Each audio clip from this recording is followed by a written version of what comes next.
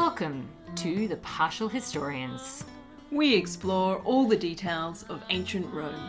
Everything from the political scandals, the love affairs, the battles waged, and when citizens turn against each other. I'm Dr. Rad. And I'm Dr. G. We consider Rome as the Romans saw it, by reading different authors from the ancient past and comparing their stories. Join us as we trace the journey of Rome from the founding of the city.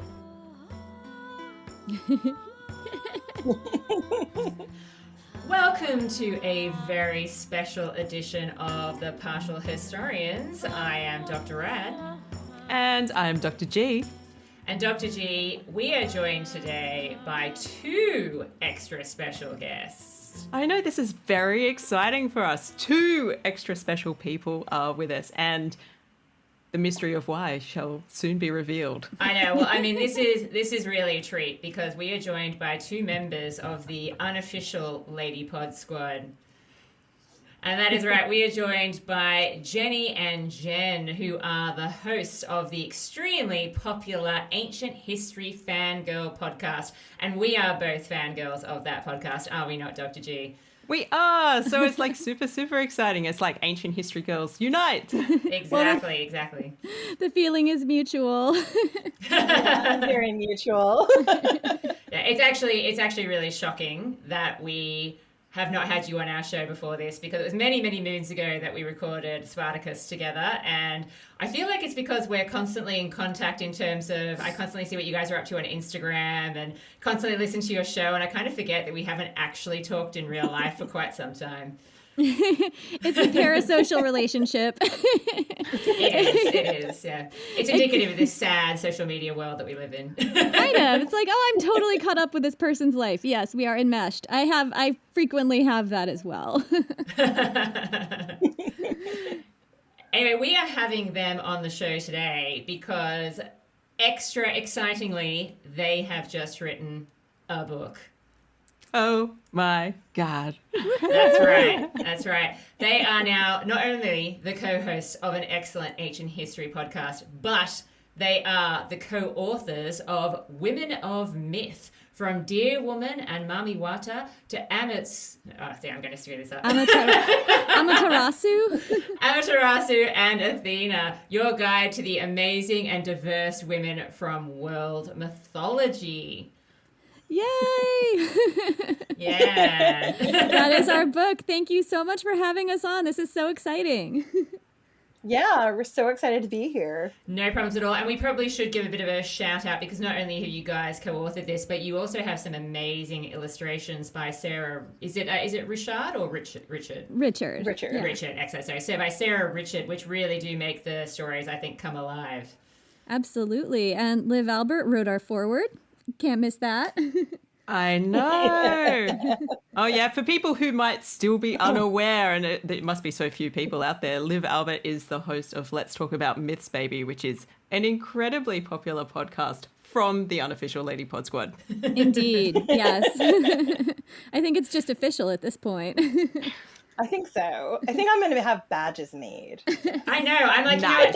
How we all missed the opportunity to have matching T-shirts made, I don't know. Right. Exactly. We should all have a T-shirt. Yeah, absolutely. Okay, I'm on it. Done. There's our project. All right, so let's get into it, Dr. G. Yeah, so we're very excited about this book, and I imagine that many people who listen to our podcast are going to be excited about it as well. So I'm wondering, just to get us started, what's the basic premise? I feel like the title gives a little bit of a hint, but I imagine there's more to be said on this front. Do you want to hit that one, Jen? Oh, I'm going to let you start. Okay. I mean, the basic myth, it's women in world mythology. It's about women and also, feminine presenting characters, figures from mythologies around the world. And that includes, we had 50 different slots, and, it's actually there are many goddesses in the book, but it's divided into 3 categories: goddesses, heroines, and monsters. So, yeah, that's basically. And put those monsters in quotation marks, please. Yeah. Yeah, monsters, quote unquote. And we definitely go into what is coded monstrous in the book and talk about that a lot. So yeah, that's basically what the concept is. Excellent. Yeah, no, I must admit, I was really interested by the way that you chose to set out your book, and I found it very, very fascinating. So you've got, as you say, those 3 categories of mighty goddesses, bold heroines, and formidable monsters using flesh rabbits. They're jumping all over my screen. Can you tell us, how did you decide upon those categories when you were setting about writing this book? So those categories were actually something that our publisher wanted. So it came down from the publishing gods. Yeah. And that was, it might seem like that could be limiting, but actually it was really fun, and it forced us to really look at how we were going to break up the book and make sure that we had not just a whole bunch of goddesses, or not just a whole bunch of really great mortal heroines who did incredible stuff, or not just focus on some of my favorites in mythology, the monsters, because the monsters are just so fascinating and tell you so much about a culture. It tells you what people are afraid of. It also tells you about how people, the things people valued, the things they didn't value.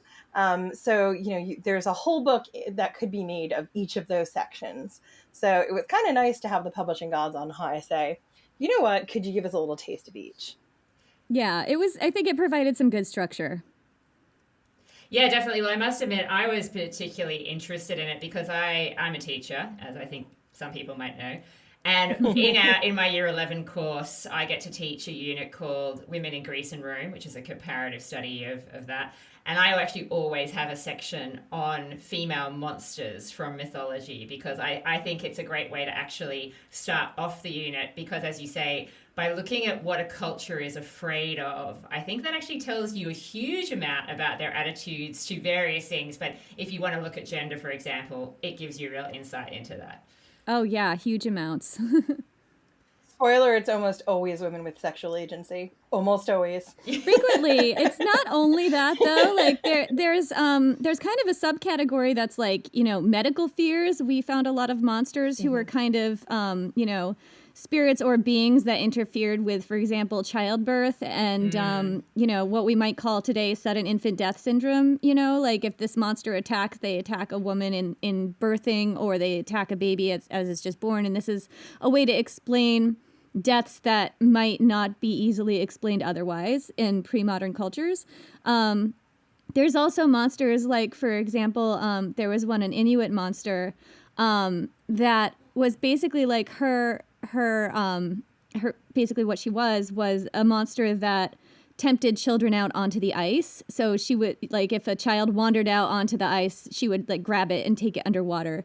So, that just speaks to a real fear about the environment and about, children wandering away from their parents and winding up in dangerous situations, which I'm sure was and still is in a lot of places a real danger, right? So yeah, I think that's a really important point, because one of the things that you can see a connection with here is how sexual agency sort of leads into the childbearing aspect, and then the consequences of the childbearing fall upon the mother and the child in various ways. Oh my gosh, yeah, absolutely. Yeah. Like there's all these like kind of revolving fears around women, childbirth, child rearing that exist across many cultures. And then you get it on the other end as well. You get a lot of older women characters are also monsters. I mean, famously Baba Yaga, right? Mm-hmm. The Slavic witch, the deep forest, whose house is on spindly chicken legs and it can move around. And she's kind of a chaotic in all of fairy tales. Sometimes she'll do good things. Sometimes she'll do real bad things. Sometimes she'll put your head on one of her gateposts. You also have there's a cannibal ogress who also takes and eats children. So there's a lot of women who are not within the family unit, who are older, maybe past childbearing years, also being dangerous, particularly if they have any kind of knowledge. It demonized, literally. Yeah. I feel like that's speaking to so many things. As a person who's decided not to have children, mostly because I'm massively afraid of the idea of giving birth, I'm like, yes, this resonates. And also living in a culture where we're terrified of aging and women are just like not supposed to age. I think this can definitely hit home with a lot of people in our audiences. Yeah, absolutely. Oh, come on. I want to be a crone. I'm looking forward to that part of my lifestyle. Listen, we're all going to wind up on Team Cannibal Ogress eventually. Like, we all know that's where we're going. I mean, do we have to be cannibals, though? Like, I'm here for ogress, but do I need to be a cannibal? You can be a vegetarian if you so desire. That is fine. You can be a vegan cannibal ogress. I'm actually seeing our future now. You know, soon we'll all be of an age where society no longer wants to look at us and has no use for us. So we may as well just buy an apartment building that's entirely soundproofed, wear our matching Lady Pod Squad t-shirts, and we'll all just lock ourselves up in individual spaces and record. That sounds like basically what I'm doing now. Overlooking the sea, please. Yeah. Jen gets a window in hers. You can have that, old crone. You've earned it. Her teeth are long. Her windows are glorious. Yeah, that's right. Well, how else am I going to warn people not to approach sometimes by like putting a head in the window? Like, I need to have something to warn people. Yeah, well, we'll be an interesting version of the sirens, you know. And stop scaring the food away. All right, look, I'll be able to manipulate. We can have the low lighting. We've got a few good years yet. Oh, definitely, yeah. It's just good to have a plan, you know, because It is. Exactly. eventually, you know, society will cast you out. We are, exactly. Yeah, I mean, it's called there's only retirement. so many TikTok filters, right? Like, they can't make the TikTok filters reality yet. Yes, exactly. Yet. Yet. This is taking a dark turn. So I'm thinking about bringing things back to the topic at hand. I just sort of went out on a little imagination, being like, what would it be like to live in a giant apartment complex with ladies by the sea? And I was like, I think it would be good, actually. Looking forward to that. So the illustrations in this book by Sarah Richard, they're amazing, I have to say, like so evocative. And I'm really interested in your perspective. One, what was that like working together on this sort of stuff? And how do these illustrations, in your view, really enhance the themes that are coming out in the work? Oh my gosh, so much to say about that. Like There's so much to say. so much. Like it was very collaborative, you know, like we would receive kind of line drawings. Sarah would do these like really funny line drawings and like kind of put little notes in them, like skulls here and with a little arrow, you know, like more skulls. Children hiding in the woods. Usually it was skulls though. There's like skulls in stories that actively don't have skulls, which I love. So many skulls. I love that. It's just as a fan of the Cult of the Severed Head. I just love skulls. And so does Sarah. So I think it really worked. But yeah, so like she would send in, you know, like line drawings, and we would take a look and go back and forth on things and kind of collaborate on what the final result would be. And she so frequently just absolutely knocked it out of the park with very little communication, because she had her own process that was always like really in line with ours, because I think she had like really a similar kind of aesthetic to what we were thinking of and what we were going for in the writing, you know, like not shying away from the gory details, for example. So one of the things that, you know, we found when we were doing the mythology, the history, everything for this book, is there's one word that comes up again and again when you talk about women in these stories, and it's a word that I personally hate because it's such a loaded word, and we couldn't erase it from the book because it's oftentimes integral to the plot, and that word is beautiful.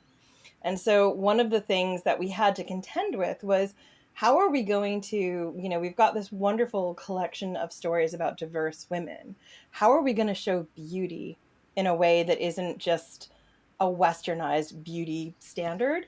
And, you know, what we did with Sarah was we worked really closely to be clear about how some of these women could look, how, you know, they could not necessarily look Western. Like, you know, we have gender non-binary characters. We have larger characters, which for me is always important. I grew up in the era of Disney princesses where they're literally their heads are, or, their hands are bigger than their waists. So it was super important to me that we have a full body diversity, full, diversity of gender identity. And I didn't just want like larger people. I also wanted to see women who are super athletic, women who are, slender, women who look like every other woman looks. And also, one of the things Sarah does is you'll see a lot of gorgeous women with, very big noses, or, beautiful bright eyes, or, the hair textures, everything she's just so good at, so that when you look at these women, they are all beautiful and they're not all uniform. They all look different. In the Western canon. Mm-hmm. Yeah. They all look great. Yeah, no, I really loved it. I really loved that aspect of your illustrations. The fact that you had given the thought of, as you say, not just thinking about the ethnicity in terms of skin tone and that kind of stuff, which is obviously still a big issue these days, sadly, as we can see, because at the time of recording, we're recording in the midst of this Netflix furor about the casting of Cleopatra for their docudrama and what she looked like. And I'm sure we all remember a few years ago when there was some debate about the casting of Troy, Fall of a City, and the casting of people of color to play various mythological characters. So I love that aspect, but I think, as you say, particularly for gender, people might not automatically think about it, but having that diversity of body type is so important. Absolutely, yeah, and that was a big priority of ours, and I think Sarah really knocked it out of the park there too. Yeah, I wanted to see women who, if they were like riding an elephant or swinging a sword, could swing that sword. I was here for that. And one of the illustrations that's my favorite is the Morrigan, who's the Celtic goddess of the battlefield. She has Jen hair, which is very fluffy, brave hair. I was so excited that Sarah did that. But also, she just looks terrifying. She looks like she would stalk a battlefield with her cape made of feathers and viscera. She looks like she belongs there. And she's got this really terrifying beauty to her. Like, I don't think anyone would, can traditionally call her the most beautiful, person, but she's really scary pretty. Yeah. Yeah, that's it. It's just a sign we need to expand our scope of what includes in beauty, like those narrow standards that come through, particularly online and through dominant cultural paradigms. And it's like books like this become really important because they provide that counterpoint, and you're not just challenging culture, you're also expanding it by doing this kind of work. So kudos to you guys. Absolutely. Thank you. Thank you. Yeah, and I know my students are always disappointed, even though they don't want to say it. I can see it on their faces, because when I am teaching Troy and we start by watching the Hollywood version, then when I show them the Bettany Hughes documentary and they see that approximation of what Helena of Troy might actually have looked like given the cultural beauty standards, their faces always kind of fall, because they're just like, oh my God, it's so confrontingly different to my, Kim Kardashian view of what a beautiful woman looks like. It's I feel like I've seen Helen of Troy depicted as blonde so often, and where does that come from? I mean, why is she blonde? Yeah. What are the chances? It's slim to none, guys. Exactly. Well, that's the othering, right? That's we see the red hair pop up all the time, right? As a ginger, who has Mediterranean roots? The only reason you see that is to say this person doesn't belong. They're from somewhere else. Yeah. The odds are very high there were not gingers or there were not blondes. I mean, yes, I'm sure there were statistically, but realistically, the Bettany Hughes adaptation is much closer to what it would have been. You're seeing those hair colors because it's supposed to be a divine sort of thing to this person. As opposed to an actual reality of what they would have looked like. Sorry. Yeah, no, 100%. Sorry, gingers out there. Before we move on from illustrations, I just have to say that the one that really stood out to me was, I'm going to try to pronounce the name and hope I get it right, Itzpopolotl, the skeletal warrior goddess.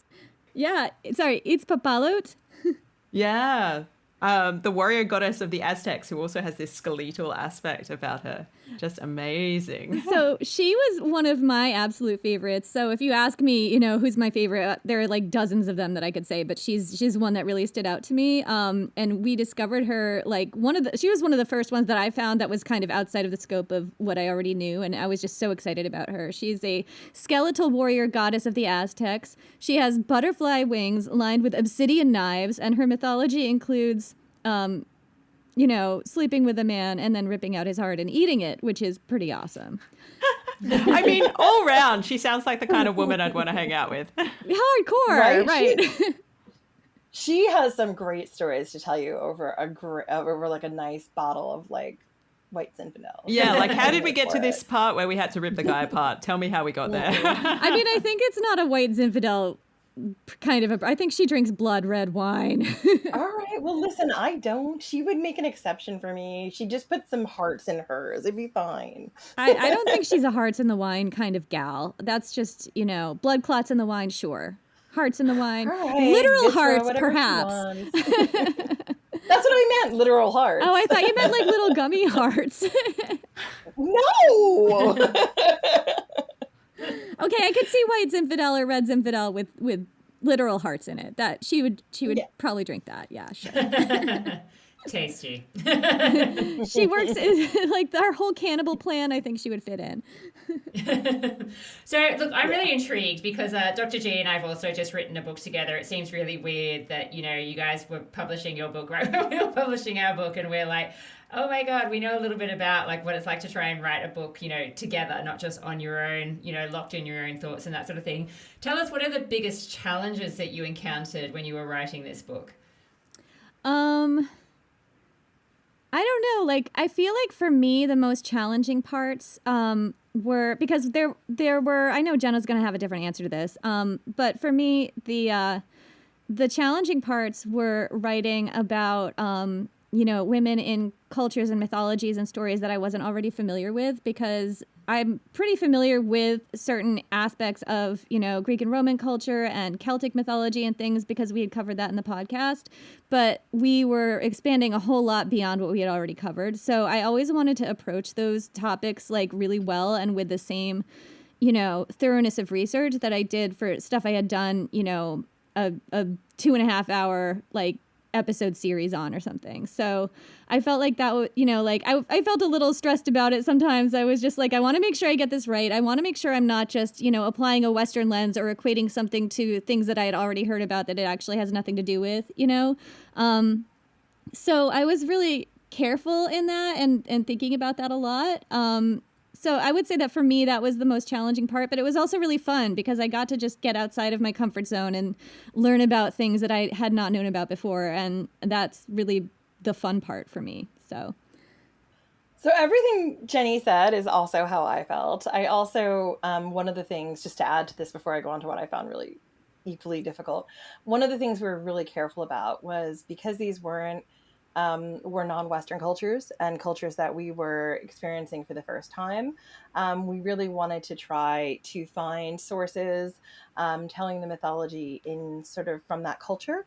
Absolutely. It was super important to us that we make sure that, you know, we looked at sort of, you know, we looked at the starting point, which is a collection or wherever you would find it in English. A lot of times we also, you know, we are a bit, you know, handy. We are a bit limited as we only speak English and read English. I read a tiny bit of Latin. Jenny can read and write a little bit of French, but with the exception of that, we are not fluent in any other languages. So, you know, we can't read something in Mandarin, and that does limit the opportunities you have when you're looking into other cultures. So we're really careful to make sure that where possible, we found sources that were outside of Western cultures and use them to tell the stories of these women. The thing that, and that was tricky, but the other thing that I found really scary and anxiety inducing was I tended to cover some of the really big characters from Western and non-Western cultures. Like I wrote the entry on Mulan and Athena and Medusa. And these are all stories that are so ingrained in Western culture and other cultures. Like we have certain images of what we're expecting. And I found like well, what do I have to say that's new, that's also true to the story? And how do I continue to make that engaging and not just be the same thing you've read before? I found that really intimidating. I think we got there in the end. I think so. Yeah. I hope so. I don't know about you both, but like I found writing this book with Jenny, we each took different entries, then we edited the other person's entries. But from having the podcast for so long, I didn't find it like our voices, I think, melded really well in the writing of the book. Like I don't think it seemed like two different people wrote stuff. And I don't know if you had a similar experience, because like I kind of felt like it was easy to keep our tone and our voice really consistent. So it felt like one unified project. Like what was it like for you? Oh, that's a good question. I feel we did a similar thing in terms of like dividing up who would take which chapter and then co-editing and reversing that and things like that. And I think part of the beauty for us is that we do have two distinct voices. We share a sense of humor, but you would, I think, for the astute listener of our podcast, they'd be able to identify who wrote which chapter as well. Ooh. And it might not necessarily be the case for somebody who hadn't encountered our work before, because we do have really similar touch points. But it's really interesting to me because Fiona has all of these sort of popular cultural references that I don't get. What? And then what I think are popular cultural references are still historical. So, and that was something that I was like, oh, this doesn't come up so much when we're chatting with each other, but it was really distinctly clear in the writing. And I was like, oh, that's fascinating to me. So it was like, I felt like we got to know each other a little bit better through the process, even though we know each other so well. Yeah, I agree. When I was editing Dr. G's chapters, I always break out to a cold sweat whenever I read anything that she's written, because I'm like, ugh, she's just so effortlessly academic. I'm like, I can only aspire to have this kind of tone to my work, and then I start rethinking everything I've ever written. Oh no! Yeah. But I frequently feel that way as well. yeah. But you have to just have, I have, the good thing is I know that if she's the one editing my work, I'm like, I feel at ease, because if she can write this way and she can edit my work, I know she'll tell me if I'm being an idiot. I can confirm she is not an idiot. Yeah. Oh. But yeah, no, it was. I agree that I think for someone who doesn't know us, they'd probably just be like, oh yeah, this kind of reflects the podcast. But for people who know us well, or people who listen to the podcast, I think they would be able to tell which chapter was written by which person. And yeah, it is mostly because I can't restrain myself. The publisher actually forced me to cut massively back on the pop culture references so that I wasn't dating the book too much, because some of them I had to put footnotes in my chapters, because he was like, is that a thing? And I was like, that's a thing, and I'm not cool, but you're even more uncool than me, so I'm not going to delete it. I'll put a footnote in for you and others of your ilk. Yeah, we included pop culture references when we could find them as well, because not all of the figures and characters that we found had like extensive pop culture references, but there were some who were kind of emerging and were appearing in more like kind of manga and video games and more modern pop culture, and it was cool to kind of track that down a little bit, Yeah, definitely. And I think that's useful as well for people who are approaching these sorts of stories, because they do have a whole wealth of reception as well. So, anything that might be a touchstone for somebody, I think is useful for bringing them in further into that knowledge. And anything that they come across that they haven't encountered, but the story appeals to them, they've got an avenue to pursue to explore it further. So. Absolutely, yeah. For example, like Itzpa Palot has, I think she's inspired at least one monster in a horror film, the name of which escapes me, and she's also inspired, I think, a Disney Plus cartoon character from there, and the name escapes me as well. But I know that she's appearing in pop culture recently, and it's really fun to see that and track it down. Absolutely. Woohoo! Yeah. So, thinking about, you've covered 50 women, and I mean, this is like a huge range. Is there any standouts? The question that we've written down is like, who ended up being your favorite? And I'm always I always back away a little bit when people ask me favorite questions, because I really dislike having to place one thing on a pedestal. So I appreciate that you might not want to go there. But is there one sort of standout for you that maybe struck you along the way that hit you differently from what you thought it would, or surprised you in some way? Jen, you want to go first on that?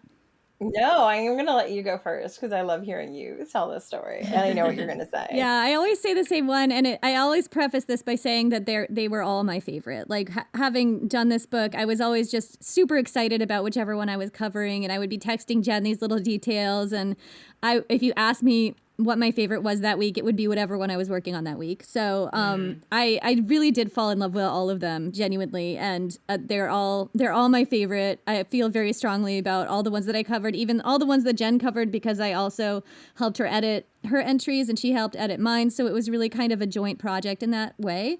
And then we recorded the audiobook. So then we didn't record necessarily our entries. We recorded each other sometimes based on the flow of the book. Mm-hmm. So they do really all feel like they are ours, you know. Absolutely, yeah.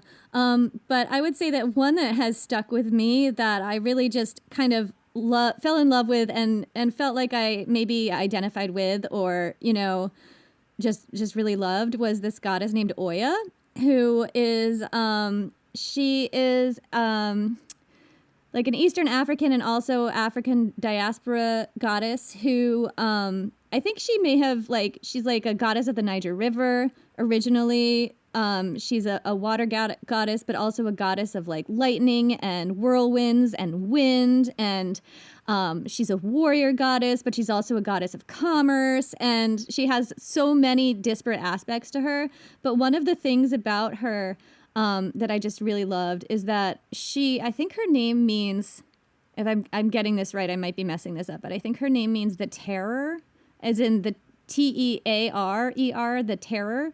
And one of her aspects is that she is a goddess of like the destructive force that comes before transformative change. So she would, like, you know, kind of rip into your life like a strong wind and just rip everything up by the roots, and you have to start again. And I found that to be like a really interesting and important message to me, because I know that I see this in a lot of my female friends specifically, and also I have done this extensively in my own life, just holding on to a situation that is not good for me because I had hope that it would change, you know, and I've done this in several different relationships. I've done this with jobs. I've done this with, you know, goals that I had that no longer worked for me, like just holding on to something so hard when what I really needed was some of that Oya energy, just sweeping in there, turning everything upside down and shaking it, and just letting me unburden myself and start over again.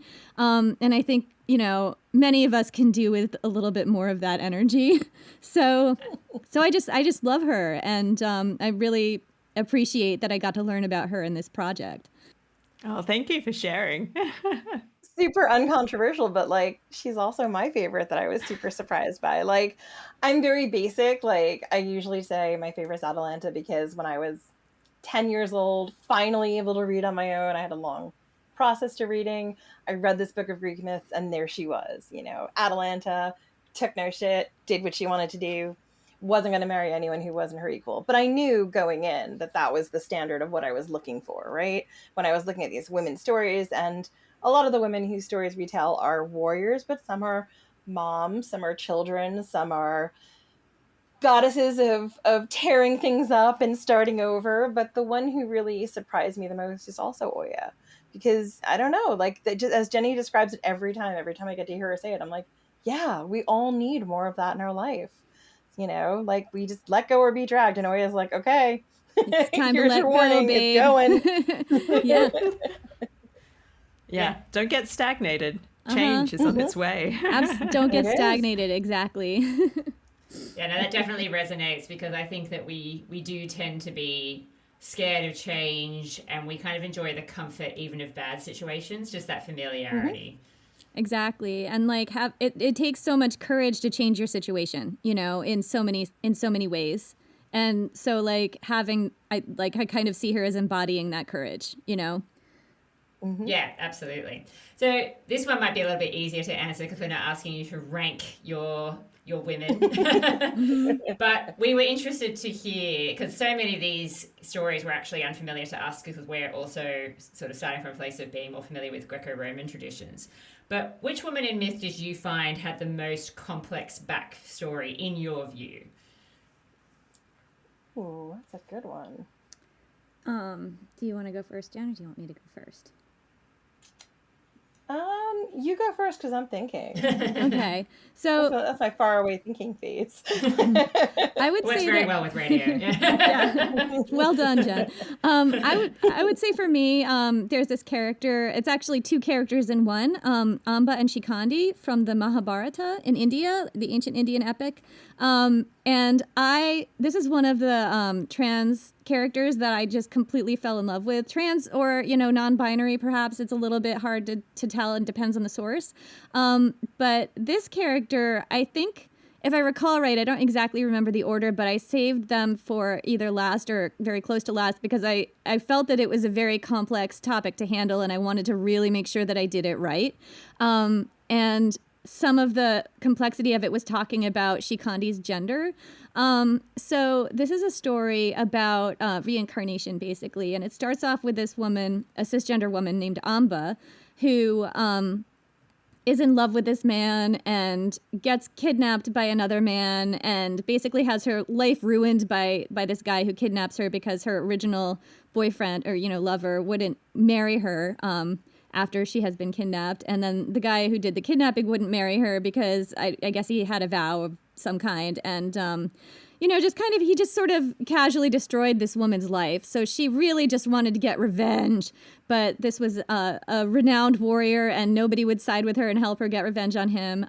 So she prayed about it in the forest, and one of the gods came to her and said that she would be able to successfully get revenge, but only in another lifetime. So she immediately built herself a funeral pyre and jumped into it so that she could hasten her own reincarnation. And eventually, depending on the sources, she may have gone through a number of lives before eventually being reborn as this character Shikandi, who their gender is either you could look at them as a transgender man or a transgender woman or perhaps a non-binary person or perhaps a cis woman who just really doesn't conform to expectations of cisgender women in that time. That it's very complicated writing about it, but I really enjoyed learning about Shikandi and learning about, gender as told and described in this epic, and also more modern depictions of Shikandi and how their gender has been depicted throughout the years. And eventually, the cool thing about Shikandi is that they become eventually the charioteer of this other really renowned warrior in the Kurukshetra War, which is featured in the Mahabharata, and they wind up just finding this original person who had ruined Amba's life and riddling them with arrows and taking epic revenge. And it's just such a really great, harrowing and gripping tale, and that just happens to involve a genderqueer character from thousands of years ago. And I really enjoyed that, and I found it, a complex and challenging topic to cover, and for me, because I just wanted to make sure I was getting it right, but also just really, really fun to learn about. Yeah, so mine is a little more recent. La Llorona, who is the Mexican wailing woman of mythology, is super fascinating, and her history is so deeply rooted in the colonization of the of Mexico. And her story stretches back to when Mexico was colonized by the Spanish.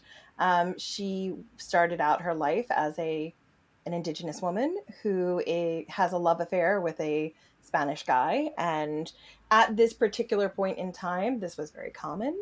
And a lot of indigenous women had they were sort of like second spouses or relationships with these Spanish men. And so what happens is this guy who has been professing his love for her, they have 2 children together, all of a sudden is like, hey, so I have to marry this, other woman. And in addition to that, I'm going to take our kids because I think that it would be better for me to raise them. And you can totally visit them and stuff, but I'm done with you. And so the choice that is left to this woman, is not great. She, out of grief and despair, drowns her children and usually kills herself. She's usually found by a body of water.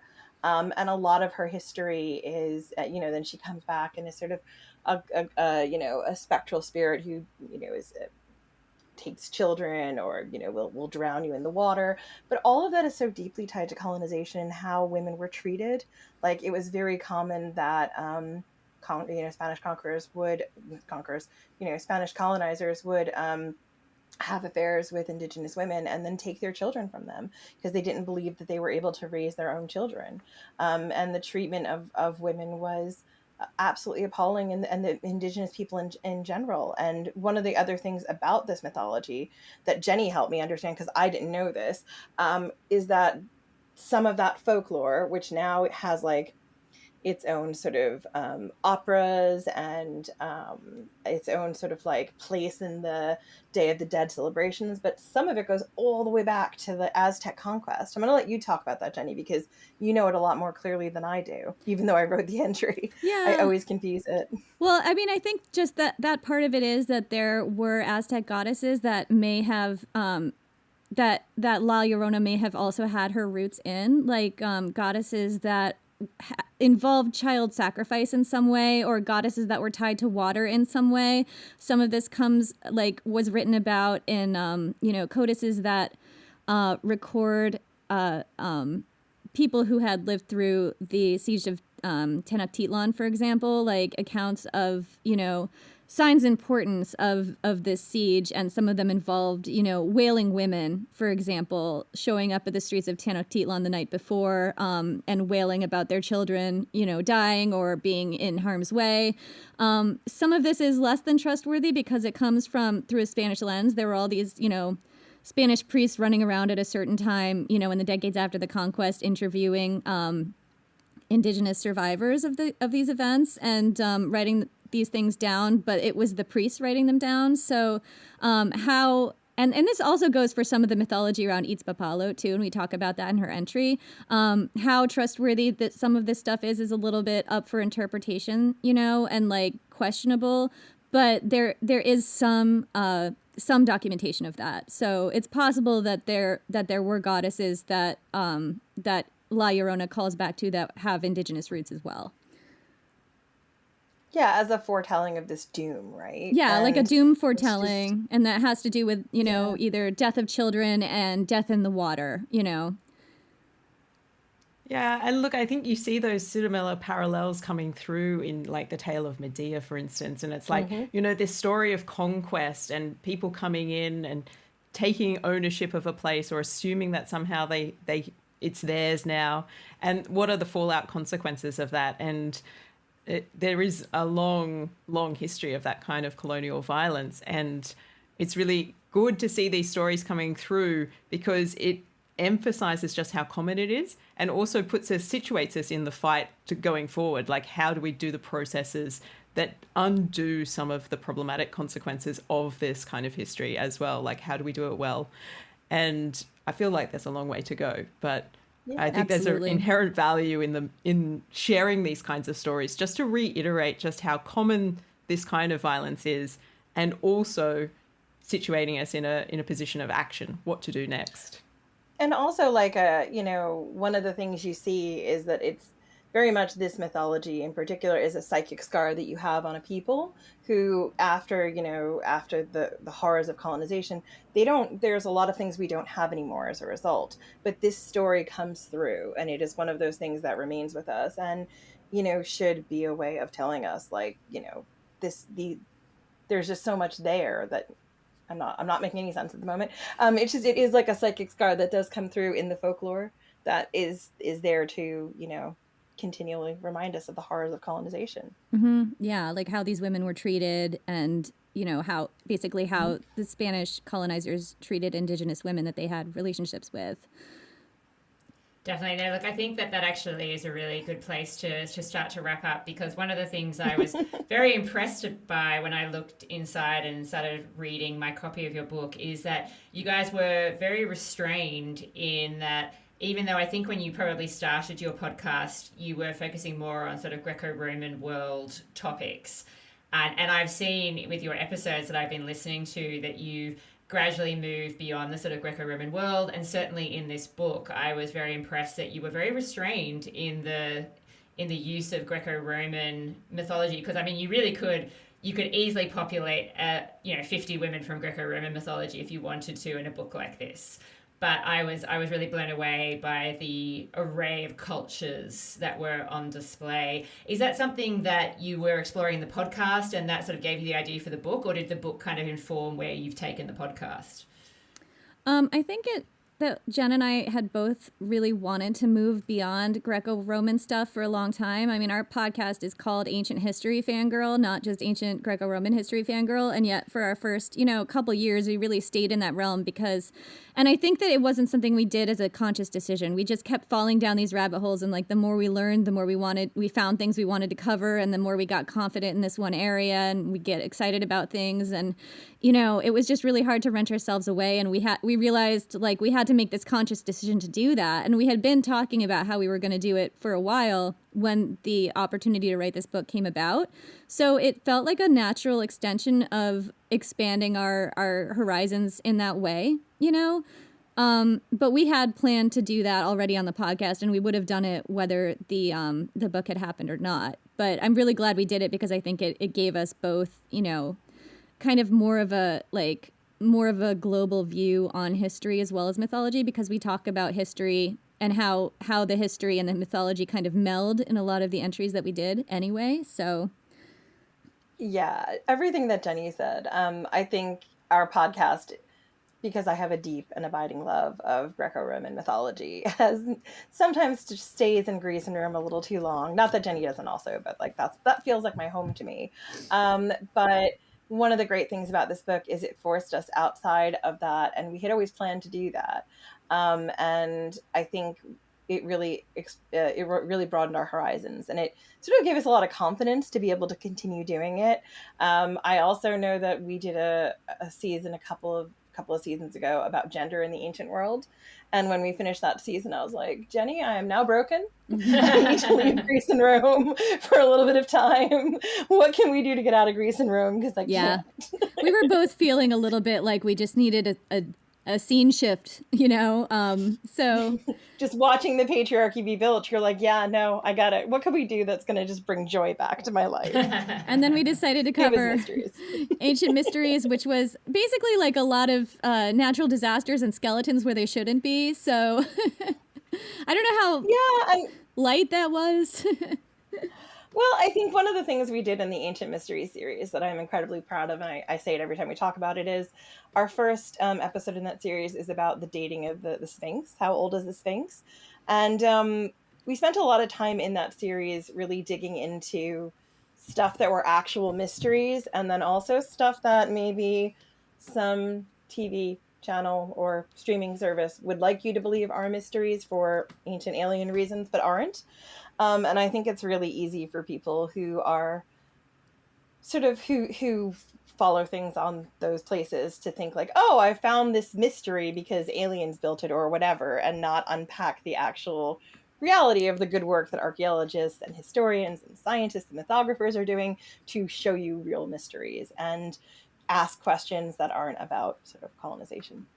Well, they are about colonization, but aren't about, whitewashing other people's history because, Yeah, definitely. No, that is my biggest thing. I absolutely cannot stand it when my students come in and go, didn't aliens build the pyramids? I'm like, shut your mouth right now. That is racist propaganda, whether you realize it or not. Exactly.